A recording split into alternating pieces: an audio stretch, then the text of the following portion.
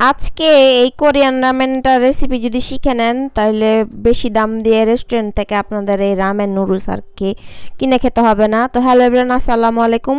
Ramen noodles বানানোর জন্য লাগবে হচ্ছে গিয়ে কোরিয়ান রামেন নুডলস। এখানে মশলা দেওয়াই থাকে, এগুলি একটু জাস্ট আপনারা অ্যারেঞ্জ করে নিয়ে নেবেন। এখানে মশলাগুলি কাটা হচ্ছে আর এখানে গুঁড়া মশলাটাও নিয়ে নিতেছে। তো এখানে আমরা এক্সট্রা যোগ করব হচ্ছে বিফ স্টক আর হচ্ছে গিয়ে গাজর, বরবটি আর চিকেন। এখানে মাশরুমও দেওয়া যায়, বেবিকর্নও দেওয়া যায়, কর্ন দেওয়া যায়।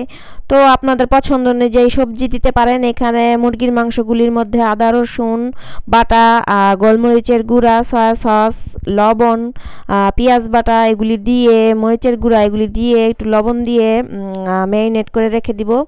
আর তারপরে চলে যাব পরবর্তী পর্যায়ে। এখানে সয়া সস দেওয়া হয়েছে, ডিম লাগবে 3টা সিদ্ধ করা। তো রামেন নুডলসে ডিম উপরে দিয়ে দিলে দেখতেও ভালো লাগে, খেতেও খুবই মজা লাগে। তারপরে এখানে মশলাটা তৈরি করে নিব। একটা সস, এইটা হচ্ছে গোলমরিচের গুঁড়া দিয়ে দিল, ম্যাগি সস দিয়ে দিল, আর এখানে দিয়ে দিবে হচ্ছে গিয়ে সয়া সস আর tomato sauce, green chilli sauce আর কর্নফ্লাওয়ার, একটু চিনি। এটা মিক্সচারটা দিয়ে নুডলসের মধ্যে স্যুপটা যে বানাবো সেটার জন্য দিয়ে দেওয়া হচ্ছে। তারপরে দেখেন কর্নফ্লাওয়ারও দিয়ে দিতেছে। তারপরে পরবর্তী পর্যায়ে চলে যাব চুলাতে। যেহেতু স্যুপটা বানাবো সেহেতু এখানে একটু অল্প পরিমাণ তেল দিয়ে আদা রসুন দিয়ে এখানে মশলাটা দিয়ে দিবে। যে রামেনের মশলাটা আছে ঝাল ঝাল, এটা দেওয়ার সময় একটু সাবধানতা অবলম্বন করবেন কারণ অনেক ঝাল। আর এখানে দিয়ে দিবে পানি গরম গরম, এখানে দিছে 4 কাপ পানির মতো। আর বিফ স্টক আর যে সবজি যেটা ছিল প্যাকেটের মধ্যে সেটাই দিয়ে দেওয়া হয়েছে। আর যে মিক্সচারটা তৈরি করা হয়েছিল কর্নফ্লাওয়ার সসের, এটাও দিয়ে দেওয়া হচ্ছে। ফুটে উঠলে সুন্দর মতো নুডলসগুলি দিয়ে দিতে হবে। সিদ্ধ করে প্রপারলি সিদ্ধ হওয়া পর্যন্ত অপেক্ষা করব এবং যতটুকু আপনাদের স্যুপটা পছন্দ অতটুকু ঘনত্ব রেখে আপনারা নামিয়ে নেবেন। তো তারপরে চলে যাব হচ্ছে ভাজাভাজিতে। চিকেনটা সুন্দর করে ভেজে নিতে হবে, একটু ভালো করে লাল লাল করে ভেজে নিতে হবে। আর যেহেতু চিকেনের এটা বুকের মাংস, তো এটা সিদ্ধ হতে তেমন একটা সময় লাগবে না, একটু হালকা তেল দিয়ে এরকম ভেজে নিলেই হবে। একটু পোড়া পোড়া করে ভেজে নেবেন। আর সবজিগুলো হালকা একটু ভাপ দিয়ে গরম পানিতে সেটা একটু এই প্যানের মধ্যে একটু ভেজে নেবেন।